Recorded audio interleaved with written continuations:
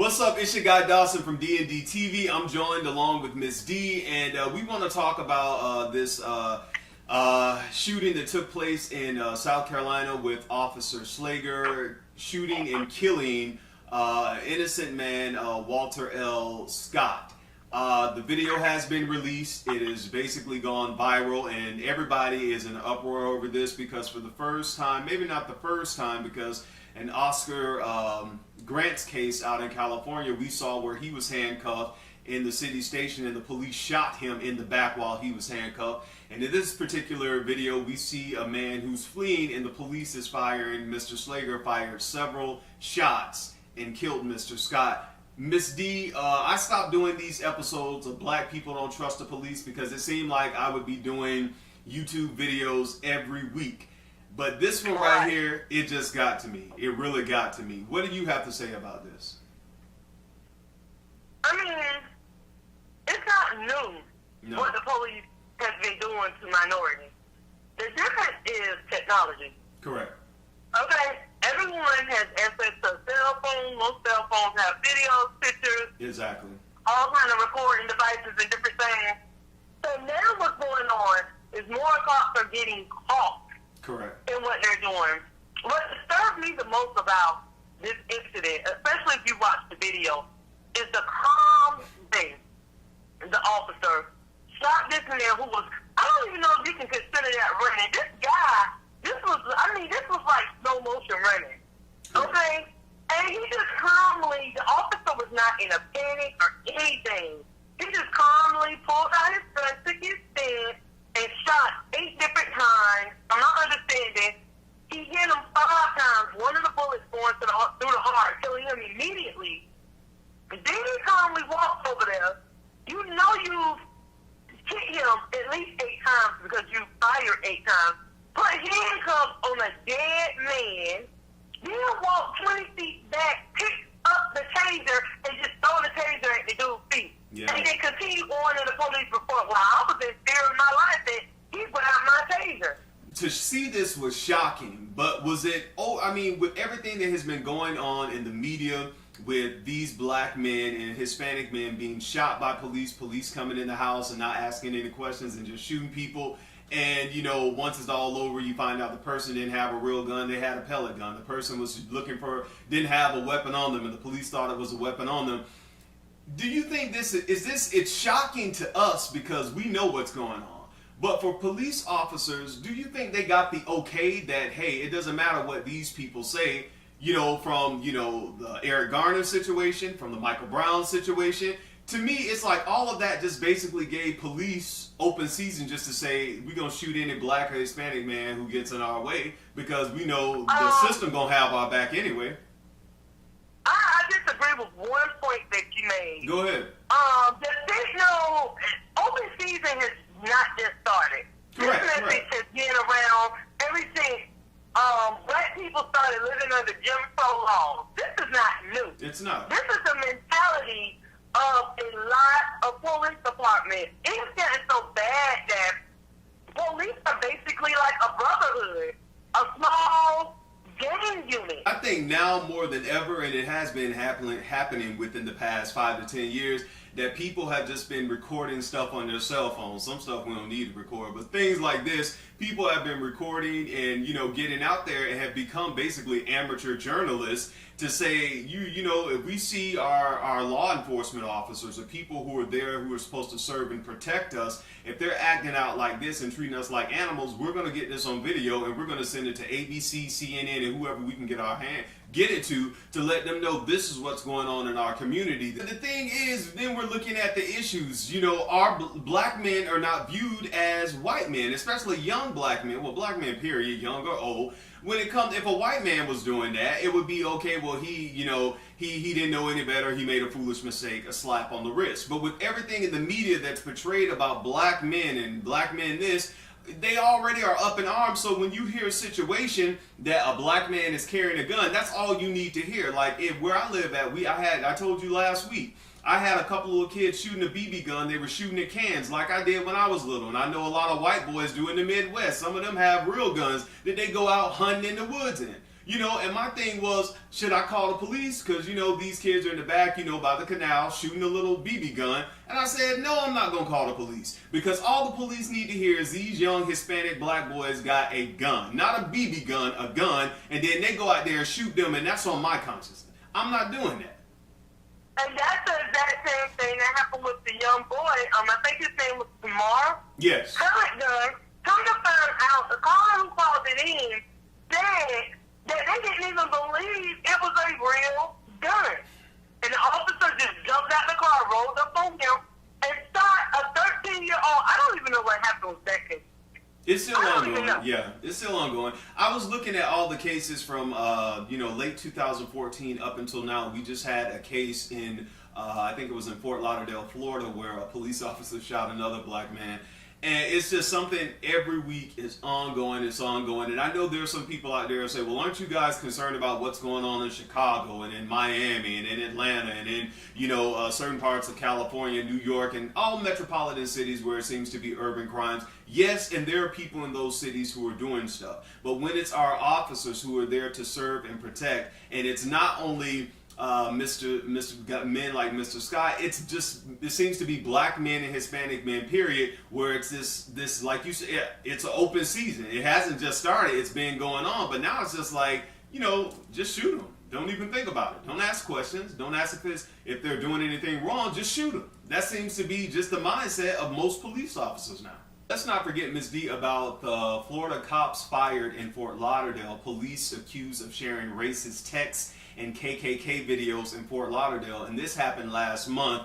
And basically the cases that those officers were over are being reopened, and it dates all the way back, if I'm not mistaken, correct me if I'm wrong, to 2012, that every case that those officers were on, they're going to be reopened to see if there was any racial bias or you know, in those cases, which they should be reopened. I mean, if you're making KKK videos in your spare time and you're a police officer and you're sharing racist texts with other police officers, you know, the cases that you've had should be reopened. And the thing is that we have people on the police force in our in the world who are like this, who are in positions of power. But the thing is, Ms. D, why is it that most black people, I can't speak for them all, I can't even speak for most, but it seems like there is a general like consensus that, you know, a lot of black people don't trust the police. Why is that?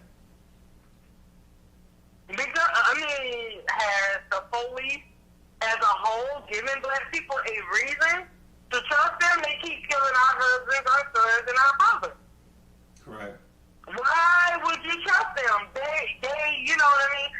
I mean, it has been researched. A police officer is more likely to pull over a black man driving than a white guy driving. Correct. And when a white guy could be driving with an open beer in his car, they see a black man coming by, they're going to stop him. They're going to always choose to stop him. I mean, it's ingrained in the police. It is ingrained in the police department. I've often said on videos where we've done Black People Don't Trust the Police that perhaps, basically, like you said, going on experience and background information, if you have a Latin area or a black area, and you know cops have a little more experience with policing those areas, and you know some sort of some kindred to whatever that population is in that area, won't you put those police officers there? Because if they see little, Leroy or little Brian, doing something bad, they could say, hey, look, I see what you're doing. Don't make me go tell your mom. Don't make me do this. And then they move, versus if it's somebody there who just sees these kids jumping in the park and, fighting around, that they go over there and the first thing they're trying to do is pull out guns on these kids. Exactly. And the sad thing is there are videos I've seen some videos with a cop trying to arrest a white person who was resisting, fighting, and kicking, and I find it amazing that those particular cops was able to handle that situation non-violently and still restrain the person. Yeah, well, let's talk about that, because there are videos out there that have surfaced where we've seen our white counterparts who have done some of the similar things that black people have done. And like you said, in those videos that are out on the internet, we see them kicking, scratching, spitting, and doing all this kind of stuff, but they didn't shoot them. I think it's a mentality. There are a lot of people in America that, frankly, Especially they're afraid of black men. There you go. That's what I was getting at. That's the sum total. There is still a fear in America of black males. And black people, especially black men, that this seems to be affecting more. We have to start getting involved locally. Going to town hall meetings, these city hall meetings, whatever. We have to be there to make our voices heard. Not only when there are, incidents like this, when somebody is shot or the police has wronged us. We got to have a consistent presence in these meetings. That is true, but the real problem is the criminal justice system, and how a cop's word is weighted for much more than the victim. Once the victim who shot dead no longer has a voice. Correct. In court, if anything, they're going to put anything that they've ever done in the past on trial. Exactly. We've seen it in the Trayvon Martin trial. Trayvon, whole 17 years was put on trial. Correct. He was a bad student. He spoke weak. This had nothing to do with, the incident that happened. Correct. But that's kind of what you see. So the victim no longer has a voice, and the problem is the criminal justice. Well, how do we go about changing that? Because you still need to be involved in some type in your town hall meetings, because this stuff is affecting you. Where laws are getting placed, getting out to vote. How do you get more involved in that to change these laws? It is the criminal justice system, because I will tell you this.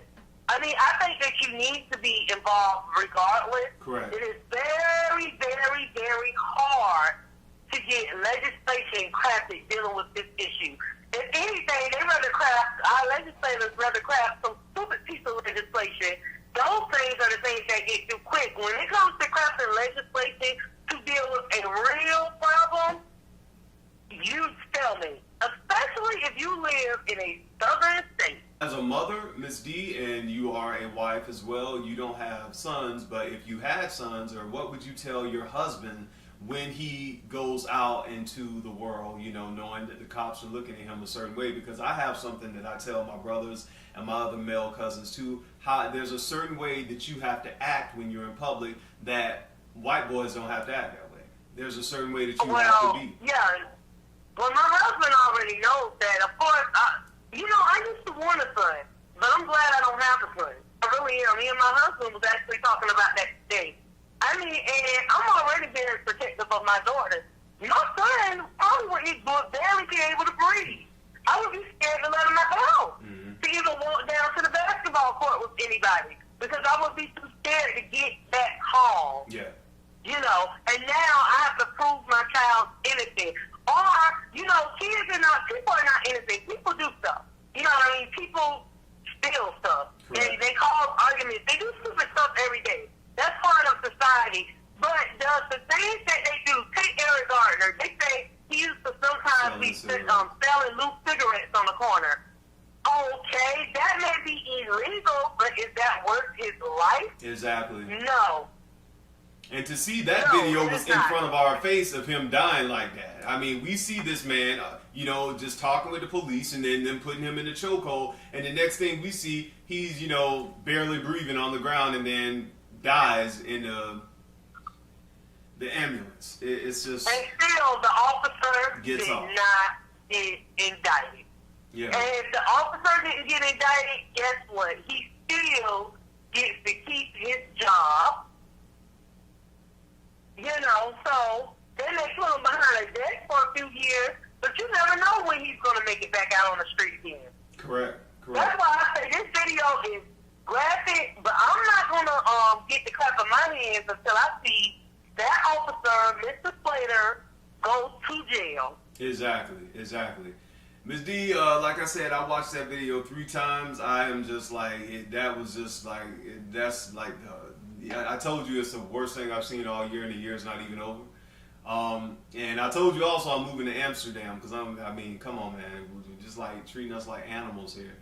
But this is just, it's crazy, it's senseless, and I hope justice is served, and really served this time, And again, my prayers go out to the family of Mr. Scott, because this should not have happened. Until next time, I'm your guy Dawson. Ms. D, say goodbye to the people. Thanks for tuning in. Thank you all for tuning in. Take care of yourself. Be safe. Peace.